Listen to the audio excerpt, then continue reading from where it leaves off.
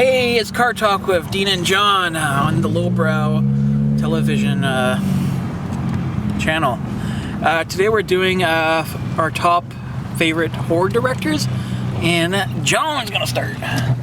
So the first one I would have is John Carpenter. He did like the Halloween, Christine, Escape from New York. And my next one would have to be James Cameron. He did things like Titanic, Avatar, and Terminator 1 and 2. And then my third top director would have to be Stanley Kubrick.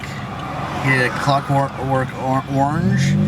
He did The Shining, Full Metal Jacket.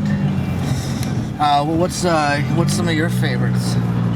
Okay, so my top five, not in order. Rob Zombie, the Halloween remake, and the Devil Rejects trilogy. Now, I really like the Halloween remake because I just grew up with it, and I actually like that it has more of a backstory. A lot of people hate that it takes 45 minutes for the movie to really do that Halloween thing, but I don't care. I like it. It's my choice. I like it. My next pick is controversial pick, Eli Roth from Cabin Fever franchise, the Hostel franchise, and the Green Inferno.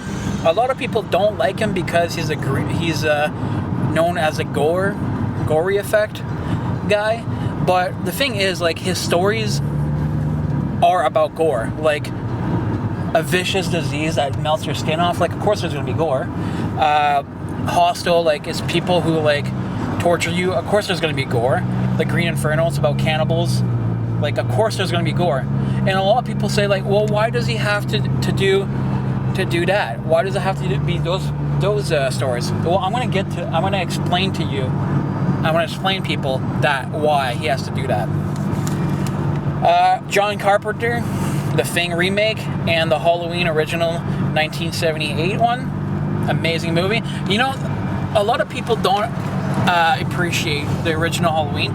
That was done in a week. It just shows how good of a movie you can do when a studio doesn't put pressure and do mumble jumbo in your production. The Thing remake, wow, what a stunning movie. If you want to talk about practical effects, practical effects right there. And here's another one. M. Night Shyamalan, Signs and The Village. I know not a lot of people like that movie, but you know what? I do. It's something I grew up with. When I was a kid, I watched those movies, and I really liked the story. The Village. A lot of people hate The Village because of the ending. It turns out it wasn't a monster, and it was actually a guy. Smart. Oh yeah. Well, it's you know what, you gotta expect that. Now my last pick isn't actually a horror director, but I'm gonna explain to you It that. doesn't need to be. James Cameron isn't. Oh yeah, that's true. Tim Burton. Now Tim Burton is horror-like, but I say Beetlejuice, Corpse Bride, and The Nightmare Before Christmas. Holy shit. Holy fuck. Oh wow. And today we've actually been driving around, and we've seen a lot of people getting into car accidents. Literally, we're trying to go out on the outskirts of our city, and we can't because it's all blocked off. I feel like freaking Gotham civilians from The Dark Knight. Yeah. The Dark Knight Rises. But yeah, so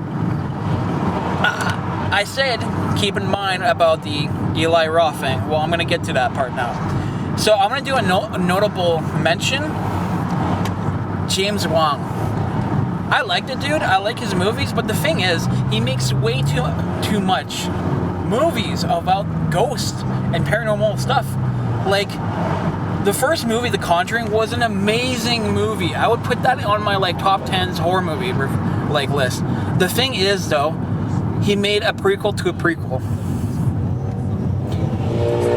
A prequel to a prequel, John. What do you mean? Okay, so on his in his movie The Conjuring, there's a doll called Annabelle, and they made a spin-off on Annabelle, and then they made a prequel to the spin-off on Annabelle, and then they made a prequel to the prequel of Annabelle. Like that's the stupidest thing ever. And not to mention, he made another spin-off on The Conjuring called The Nun, and now there's another spin-off of a character from The Conjuring 2, which is like, he kind of looks like a demented Slender Man, and it's like, what? Is he the Crooked Man or something? Yeah, the Crooked Man. Yeah, and it's like, dude, you're doing it way too much. Like, you're not the MCU. He wants to be a horror MCU basically, and that's why he's not on my list, because I cannot appreciate him in that kind of sense. And again, I'm going to explain to Eli Roth again. So if James Wan is allowed to do all his stories related to paranormal stuff, why is Eli Roth getting so much shit on for all his like gore stuff? I remember back in the day, gore was the horror. Like, if you look at all these like 80s movies like The Thing, it's all gore. So why is Eli Roth getting shit on? Like, plus his stories are based around gore. Who cares? Like, I don't see a lot of people complaining about how like the author of The Notebook, how all his stories are romance. Like, if you're good at something, you're gonna stay with that something. Like, if you're good at comedy, like Adam Sandler, well, maybe not now, but like back in the day, he was golden. Like, why are you giving him shit for it?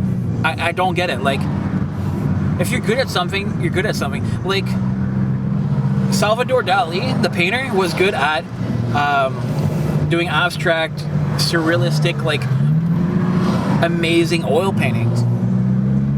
It'd be stupid to say, like, well, why don't you do realistic? Well, no, because that's his genre. Like, that's his thing. You know, like. Plus, if you don't like it, don't watch it. That's what I have to say. Yeah, if you don't like my YouTube stuff, don't watch me. If you don't like John Carpenter stuff, don't watch John Carpenter. Like, move on to the next guy. Like, so yeah, that's what I have to say about that. Do you have any closing thoughts, John? No? No. Okay, well, that's our top 5s, and please like, share, and subscribe.